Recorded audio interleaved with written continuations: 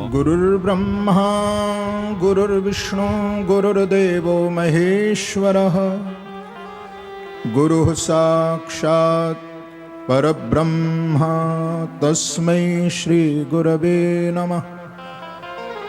वराहपीडं नटवरवपुः कर्णयो कर्णिकारं बिभ्रदवासः कनककपिशं वैजयन्तीं च मालाम् रन्ध्रान् वेणोरदरसुदया पूरयन् गोपवृन्दैः बृन्दारण्यं स्वपदरमणं प्राविशद्गीतकीरति।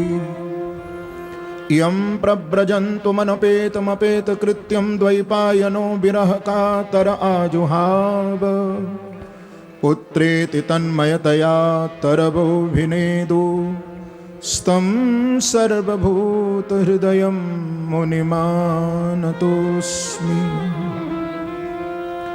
नमः कुञ्जविहारण्यै नमः कुञ्जविहारिणे स्वामी श्रीहरिदासाय गुरुणां गुरवे नमः।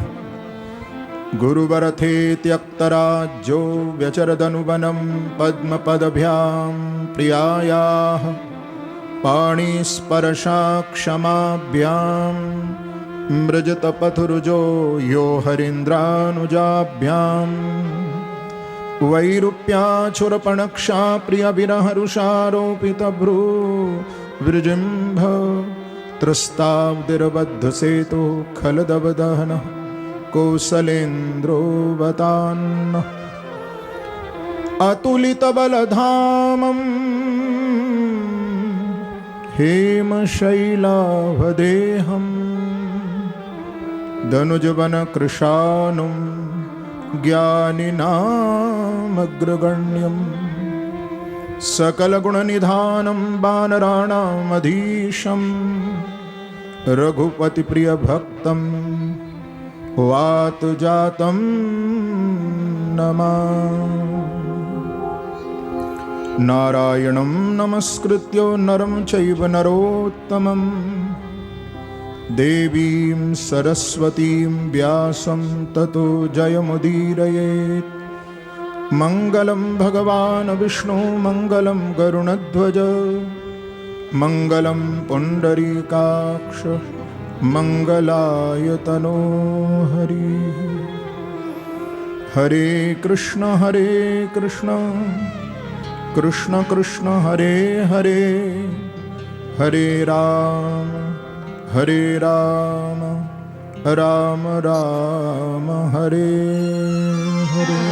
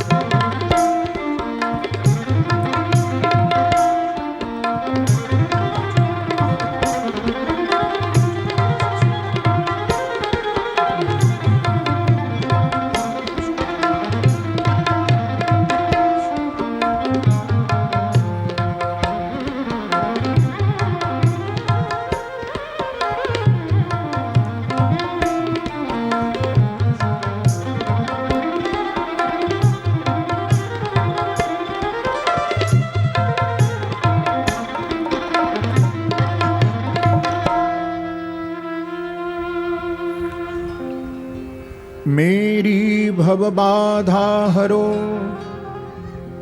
श्री राधा नागर सो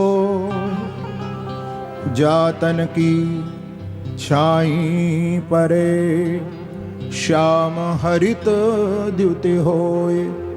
श्री राधे मेरी स्वामिनी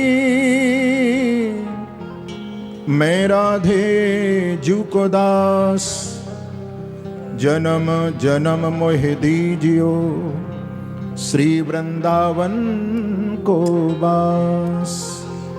भक्ति भक्त भगवंत गुरु चतुर्नाम बपु एक, इनके पद वंदन किए, तुनाशत विघ्न अनेक। बोलो श्री बांके बिहारी लाल की जय। जय जय श्री राधे। आइए हम सभी कथा सागर में प्रवेश करने जा रहे हैं। उससे पूर्व कुछ क्षणों के लिए भगवान नाम का आश्रय। हे राधिका, हे राधिका,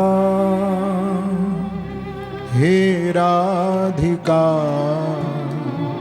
हे राधिका, हे राधिका, हे राधिका, हे राधिका, हे राधिका, हे माधवा, हे माधवा, हे माधवा, हे माधवा, हे माधवा, हे माधवा, हे माधवा, हे माधवा।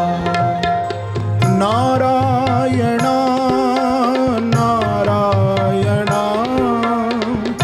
नारायण, हे नारायण नारायण नारायण नारायण, हे नारायण नारायण नारायण नारायण, हे नारायण नारायण नारायण नारायण, हे नारायण।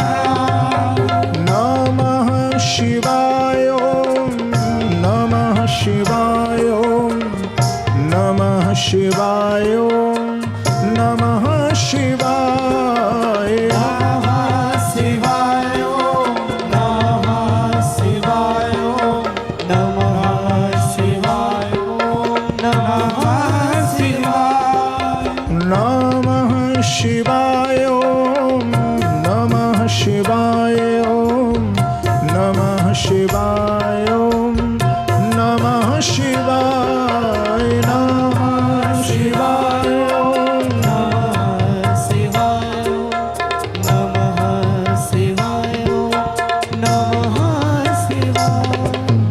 हे राधिका, हे राधिका, हे राधिका, हे राधिका, हे राधिका, हे राधिका, हे राधिका, हे राधिका। दोनों हाथ से जरा ताली सेवा देते हैं भाव से।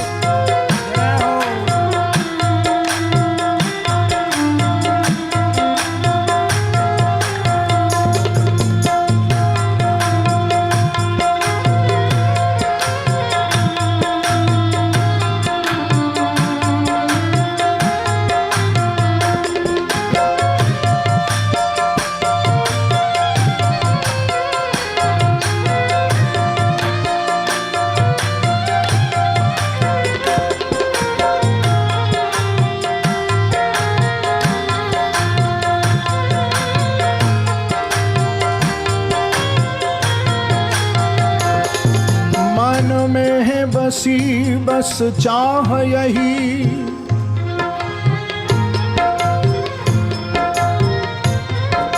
मन में है बसी बस चाह यही, प्रिय नाम तुम्हारा उचारा करूं।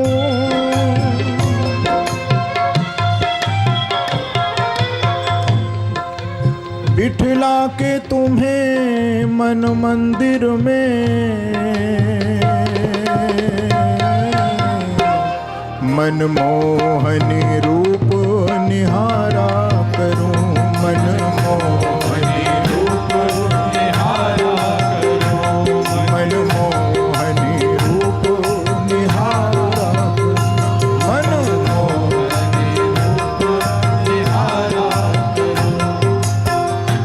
भर के दृग पात्र में प्रेम का जल,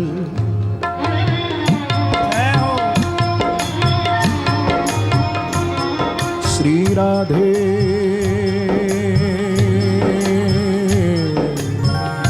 श्री राधे।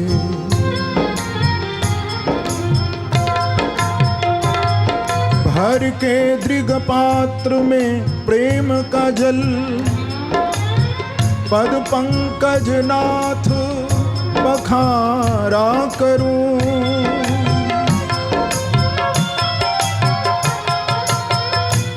बन प्रेम पुजारी तुम्हारा प्रभो, नित आरती भव्य उतारा करूं, नित आरती भव्य उतारा करूं, नित आरती भव्य उतारा करूं, नित आरती भव्य उतारा करूं। हे राधिका हे राधिका हे राधिका हे राधिका हे राधिका हे राधिका हे राधिका हे राधिका। नारायणा नारायणा नारायणा हे नारायणा,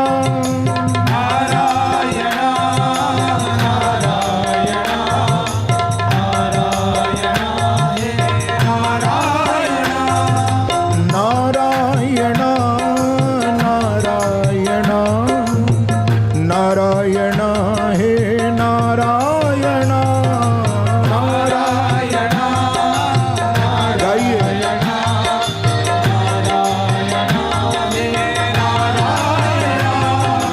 नमः शिवाय नमः शिवाय नमः शिवाय नमः शिवाय।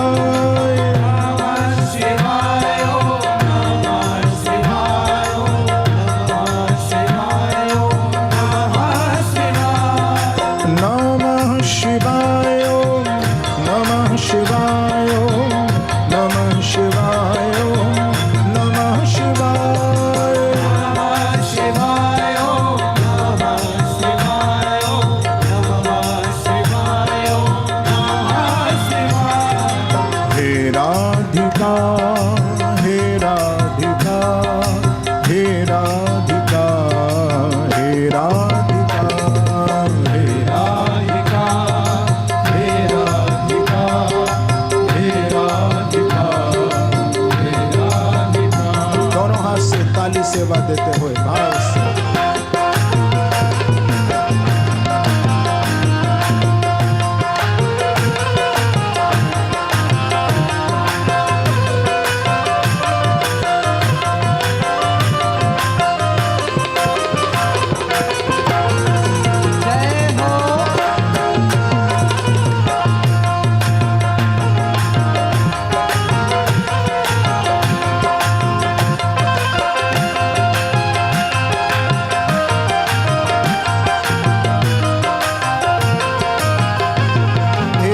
कहिए श्री राधे श्री राधे।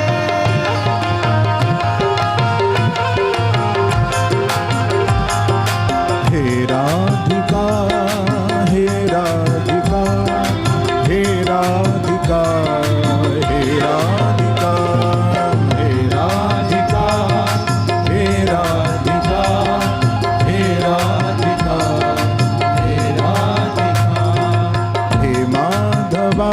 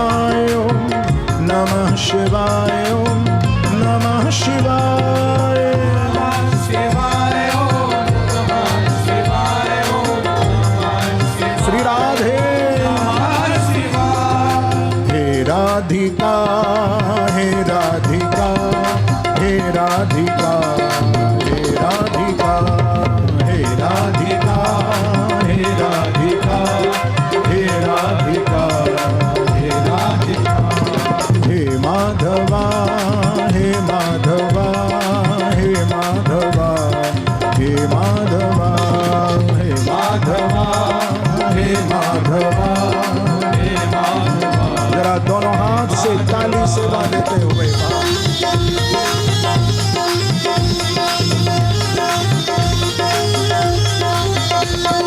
बांके बिहारी लाल की खाटू नरेश की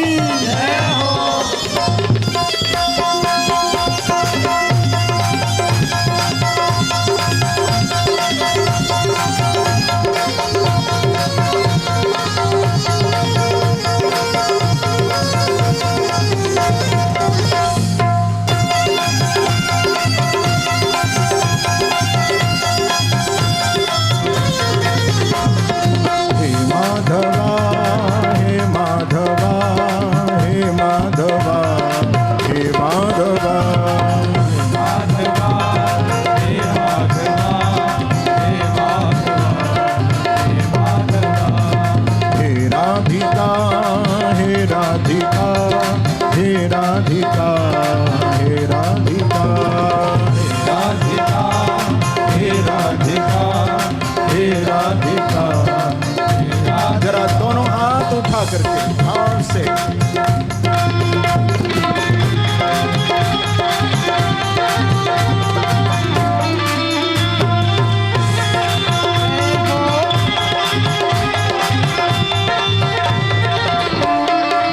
श्री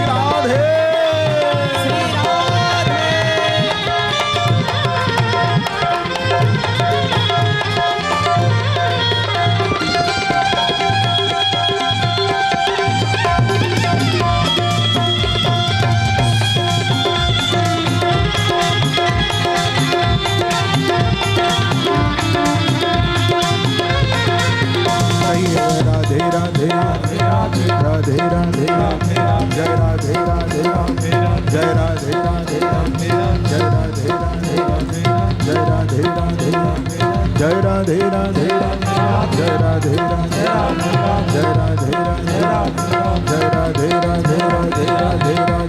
राधे राधे राधे राधे राधे राधे हे राधिका हे राधिका हे राधिका हे राधिका हे राधिका हे राधिका हे राधिका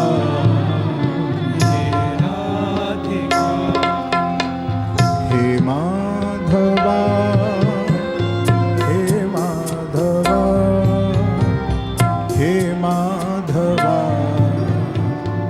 हे माधवा हे माधवा हे माधवा हे माधवा।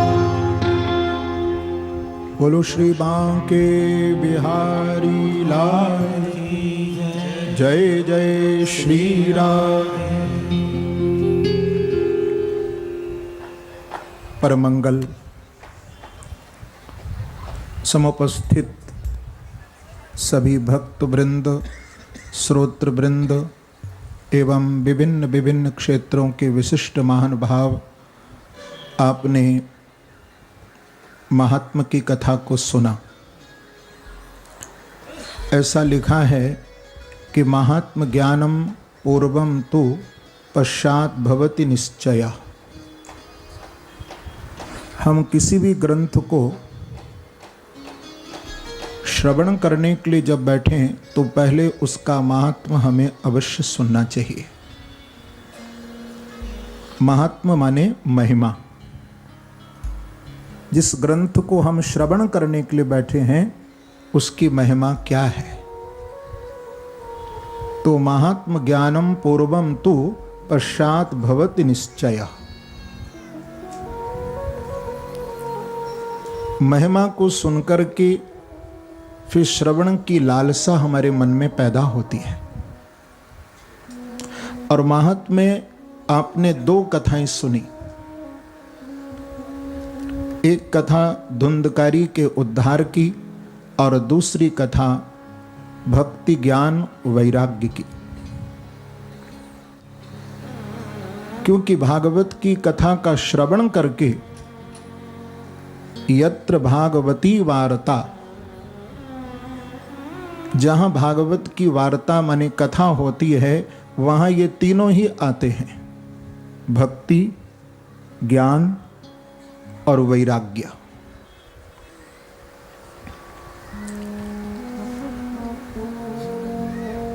और तत्रिकम तरुणायते,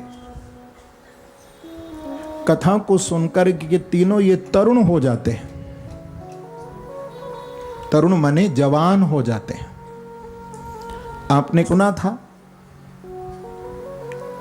कि ज्ञान वैराग्य वृद्ध अवस्था में पड़े थे, परंतु जब श्रीमद् भागवत की कथा को सुना तो तरुण हो गए।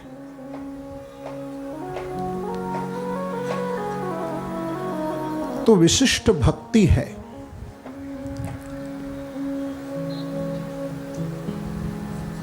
कलौ भक्ति। भागवत में ये बात कही, लेकिन श्रीमद् भगवत गीता में भगवान ने देखो अर्जुन को 700 श्लोक कहे, और 700 श्लोक कहने के बाद भगवान ने अंत में क्या कहा कि सर्वधर्मान परित्यज्य मामेकं शरणं व्रज अहं त्वा सर्व पापेभ्यो मोक्षयिष्यामि मा शुचा। इतना व्याख्यान करने के बाद कभी ज्ञान, कभी भक्ति, कभी कर्म के बारे में अर्जुन को समझाया, पर अंत में 18वें अध्याय के 66वें श्लोक में भगवान कृष्ण को अर्जुन को कहना पड़ा कि अर्जुन सर्वधर्मान परित्यज्य माम एकम शरणम व्रज, तू मेरी शरण में आ जा। संत कहते हैं भगवंत में विश्वास करो, और शास्त्र हमें समझाता है जिसमें आपका विश्वास है उनकी शरण में आप जाओ।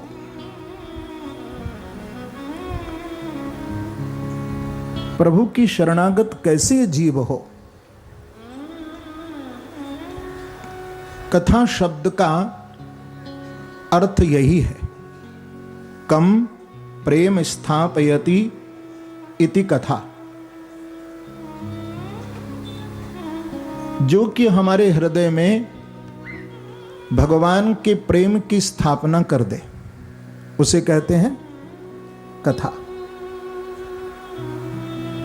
सबके लिए हमारे हृदय में प्यार होता है, पत्नी के लिए, परिवार के लिए, बच्चों के लिए, मित्रों के लिए, लेकिन भगवान के लिए इस हृदय में प्यार नहीं है। बस कथा यही काम करती है, क्योंकि जिस जिसको हमने प्यार किया, जिस जिसको हमने प्रेम दिया, शायद वो आपसे प्रेम न करते हो।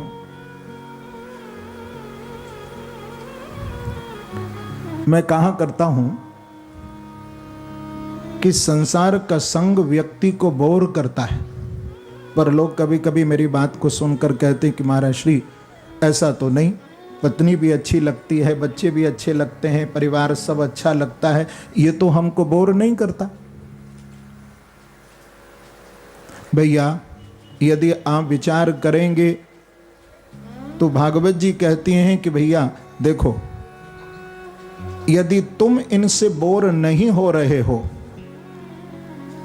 तो ध्यान रखना ये तुमसे बोर हो रहे हैं। वही पत्नी, वही पति, वही परिवार, वही बच्चे, वो तुमसे बोर हो रहे हैं। क्योंकि संसार का जो संग है वो हमें बोर करता है, लेकिन भगवान की कथा हमें बोर नहीं करती।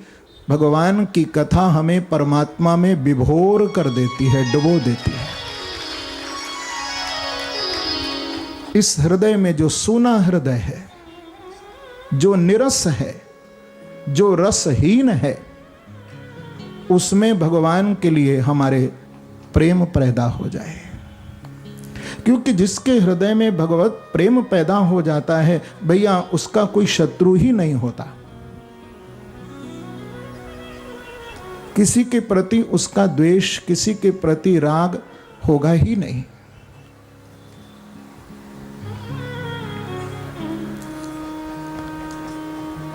तो कलिकाल में भगवत प्राप्ति का यदि कोई मार्ग है तो वो भक्ति है। और भागवत की कथा का श्रवण करके ही हमारे हृदय में भक्ति उत्पन्न होती है कि भक्ति सुताभ्याम सह रक्षता सा शास्त्रे स्वकीये तदा शुकेन। इतना बढ़िया भागवत के महात्म के अंतिम श्लोक में कहा जा रहा है कि श्री सुखदेव जी महाराज ने भागवत के अंदर इन तीनों की स्थापना की है। भक्ति की, भक्ति सुताभ्याम सह रक्षता सा। भक्ति के ये दो पुत्र हैं, एक का नाम है ज्ञान और दूसरे का नाम है वैराग्य। तो दोनों की स्थापना माने तीनों की स्थापना भक्ति ज्ञान वैराग्य की भागवत में की है। और जो भागवत का श्रवण करते हैं चित्तम समायात ही वैष्णवानाम, जो भागवत का श्रवण करते हैं उनके हृदय में हमेशा हमेशा भगवान का निवास रहता है। उनके हृदय में मेरे बांके बिहारी विराजमान रहते हैं। भगवान वैकुंठ में नहीं रहते,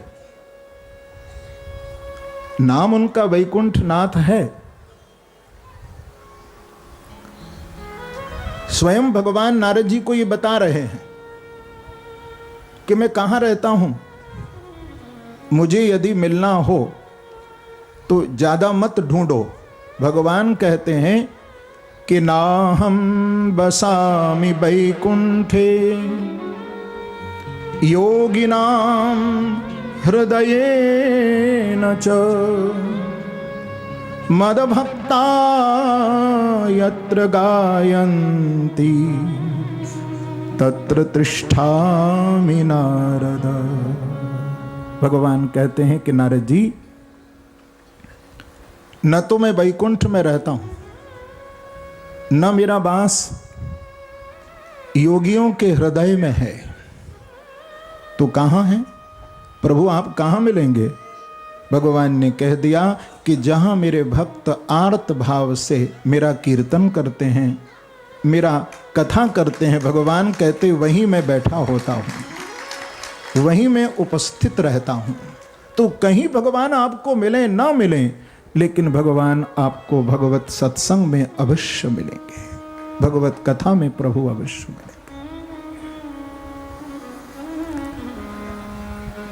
कि जन्माद्यस्य तोन्वयादितरतश्चारथे स्वविज्ञस्वराट् तेने ब्रह्महृदाय आदिकवये मुह्यन्ति यत्सूरयः तेजो वारिमृदां यथा विनिमयो यत्र त्रिशर्गो मृषा धामना स्वेन सदा निरस्तकुहकं सत्यं परम धीमहि।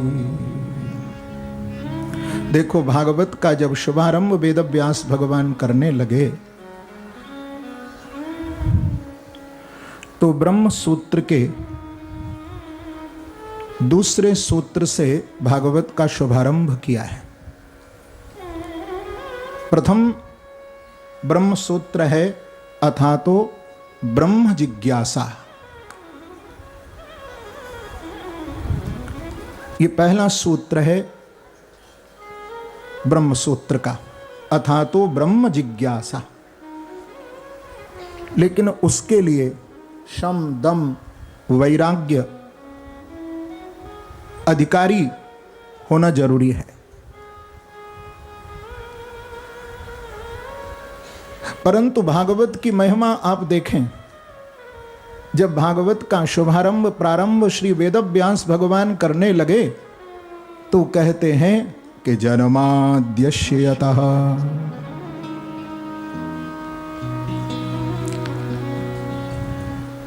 बड़ी ध्यान देने वाली बात है, बड़ी समझने की बात है। क्योंकि कथा यदि हमारे समझ में न आए तो कथा सुनने का क्या लाभ। कथा हमारे हृदय में बैठ जाए, कथा व्यथा न हो जाए। हा? इतना आप अमूल्य टाइम दे रहे हैं कथा के लिए, तो निश्चित कथा हमको समझ में भी आनी चाहिए।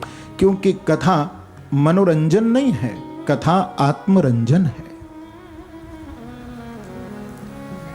ये तो मुझे बीच बीच में भजन गाना पड़ता है कि कहीं गुडाका जी ना आ जाएं, याद है ना?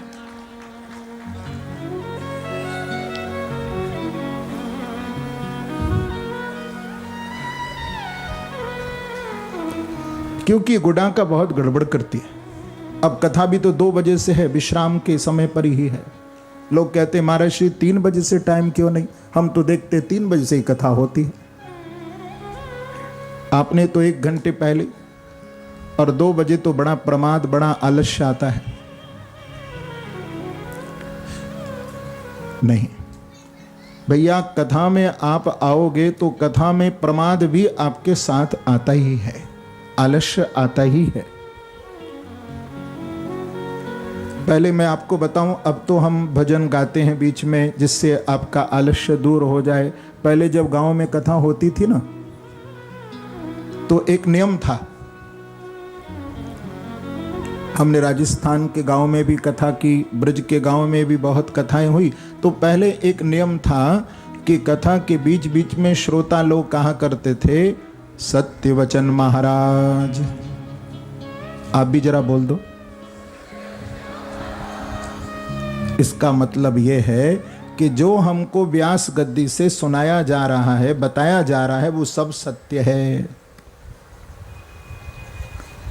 और बीच बीच में श्रोता लोग जब बोलते थे तो उनका प्रमाद भी थोड़ा, आलस्य भी थोड़ा दूर हो जाता था।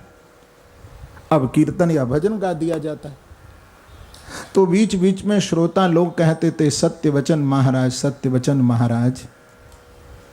अब एक गांव में कोई संत कथा कर रहे थे। उन्होंने देखा कि गांव के लोग नींद का भी आनंद लेते हैं और सत्यवचन महाराज, सत्यवचन महाराज, लगता है इनको आदत पड़ गई है सत्यवचन महाराज बोलने की। ये नींद का भी आनंद लेते हैं और सत्यवचन महाराज, सत्यवचन महाराज कहते हैं। तो आज इनके सत्यवचन महाराज की परीक्षा कर लो। संत ने कथा तो बंद कर दी और व्यथा सुनाने लगे। एक बार हिमालय पर्वत से एक मक्खी उड़ी। श्रोता बोले, सत्यवचन महाराज।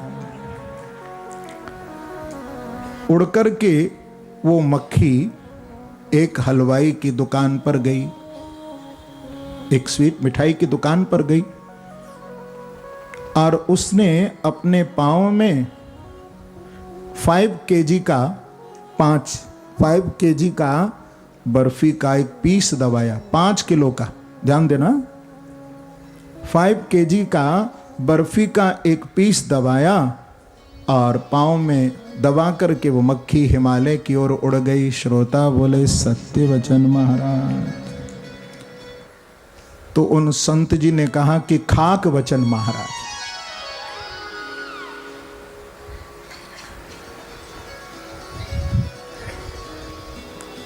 तो प्रमाद तो आता ही है, लेकिन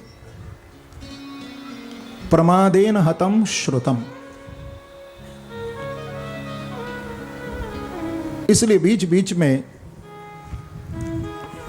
प्रमाद न आए, इसके लिए थोड़ा कीर्तन भी हो जाए।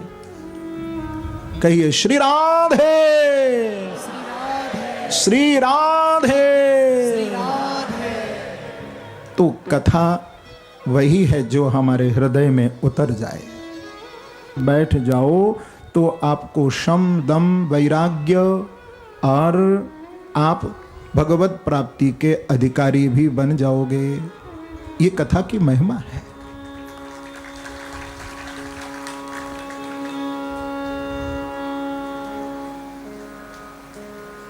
जन्माद्यस्यतः ब्रह्म सूत्र के द्वितीय सूत्र से भागवत का प्रारंभ हो रहा है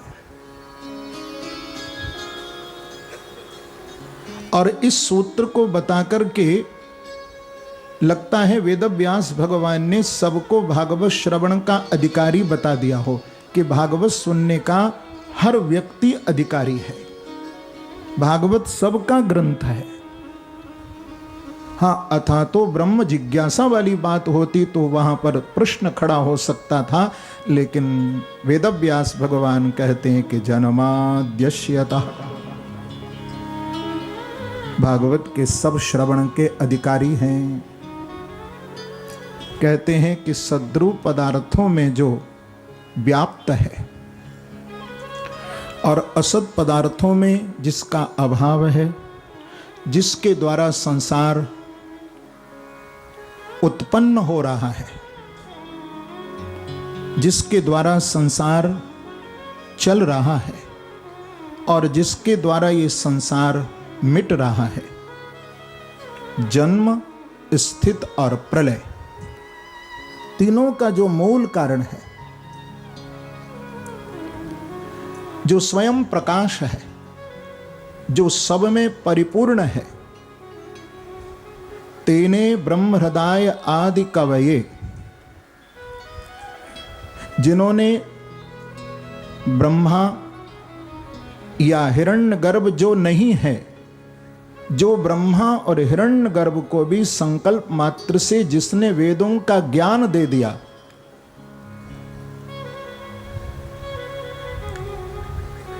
तेने ब्रह्म हृदय आदि कवये मुह्यंत यत् सूरयः, जिन वेदों में बड़े बड़े विद्वान मोहित हो जाते हैं, वेदवाणी को समझ नहीं पाते, जिन्हें संकल्प मात्र से वेदों का ज्ञान करा दिया। देखने में संसार हमें सत्य प्रतीत हो रहा है, क्योंकि ये माया के द्वारा, जो त्रिगुणमयी माया है, उसके द्वारा ये रचित संसार है, लेकिन ये असत्य है। पर सत्य हमको इसलिए मालूम हो रहा है क्योंकि भगवान ने अपने विराट में इस संसार को धारण किया है। जैसे तेजो वार मृदांग यथा विनमयो यत्र त्रिशर्गो मृषा, धामना स्वेन सदा नरस्तकोहकम सत्यम परम धीमहि, परम सत्यम धीमहि ध्यायेमा।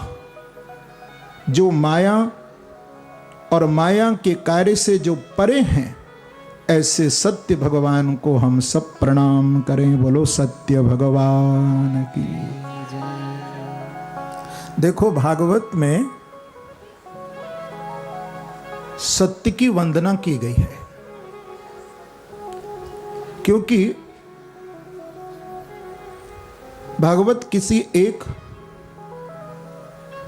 जाति का ग्रंथ नहीं, एक वर्ण का ग्रंथ नहीं, भागवत किसी एक भाषा का, एक संप्रदाय का, सबका निरसन किया है। क्योंकि भागवत में आप ध्यान दें, ये तो कृष्ण प्रतिपादित ग्रंथ है और भागवत का मुख्य विषय ही श्रीमद् भागवत प्रतिपाद्या विषया, माने मुक्षा विषया निराकार साकार ब्रह्मणि, ऐसा आचार्यों ने कहा है। लेकिन हम यदि गहन दृष्टि से देखें, श्रीमद् भागवत का अवलोकन करें, तो भागवत में ऐसा नहीं कहा। वेदव्यास भगवान ऐसा भी कह सकते थे कृष्णम परम धीमहि, क्योंकि भागवत तो कृष्ण प्रतिपादित ग्रंथ है।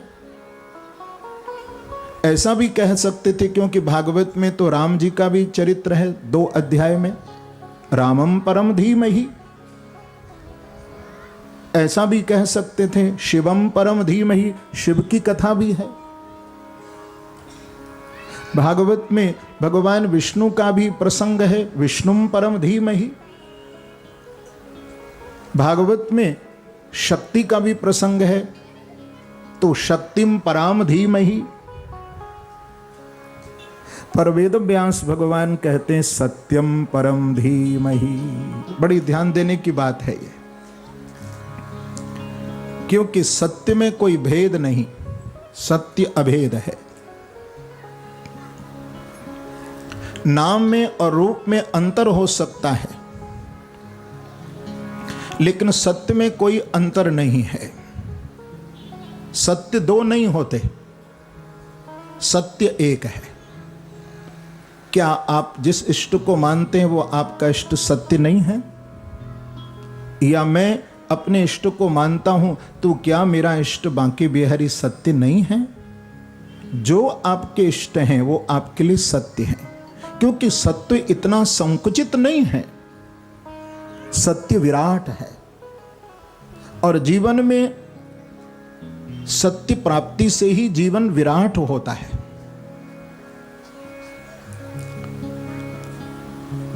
भागवत का शुभारंभ जब किया गया तो कहते हैं सत्यम परम धीमहि, क्योंकि वेद व्यास भगवान जानते थे कि कलकाल में अनेक संप्रदाय होंगी। यदि मैं कहूंगा कृष्णम परम धीमहि तो कृष्ण को मानने वाले लोग कहेंगे कि वेद व्यास ने तो हमारी संप्रदाय के लिए भागवत का निर्माण किया है। यदि मैं कहूंगा रामम परम धीमहि तो भगवान राम को मानने वाले लोग कहेंगे ये तो हमारा ग्रंथ है। यदि मैं शिवम परम धीमहि कहूंगा तो भगवान शिव को मानने वाले लोग कहेंगे भागवत तो हमारी है। कोई भी भागवत को पढ़ेगा नहीं, बस संप्रदाय में ही कहीं भागवत न फंस जाए, क्योंकि मैंने किसी एक संप्रदाय के लिए भागवत को नहीं लिखा। वेद व्यास भगवान कहते हैं भागवत तो सबका ग्रंथ है, भागवत श्रवण करने का हर व्यक्ति अधिकारी है। इसलिए सत्यम परम धीमहि कह करके भगवान का आह्वान किया। और दूसरे श्लोक में धर्म प्रोजित कैतवत्र परमो निर्मत्सराणाम शताम। वेद व्यास भगवान बता रहे हैं कि भागवत भगवान की कृपा किस पर होती है। यहां भागवत के अंदर पात्रता पर भी थोड़ा विचार किया गया है। निर्मत्सराणाम शताम, देखो दो शब्द हैं, प्रेम से कहो श्री राधे। एक है मत्सरता और दूसरा है निर्मत्सरता। मत्सरता माने होता है ईर्षा। और मैं आपको इसको स्पष्ट कर दूं कि अपना कोई कार्य हमारा बिगड़ रहा हो, हाँ, तो दूसरे का भी हम बिगाड़ दें, उसको भी कहते हैं मत्सरता।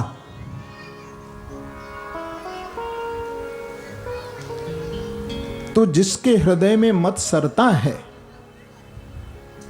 भैया, वो भगवत कृपा का पात्र नहीं होता, भगवत अनुग्रह का पात्र जीव नहीं होता। हमारी भारतीय संस्कृति तो कहती है कि सर्वे भवन्तु सुखिनः, सर्वे सन्तु निरामयाः, सर्वे भद्राणि पश्यन्तु, मा कश्चित् दुःख भाग् भवेत्।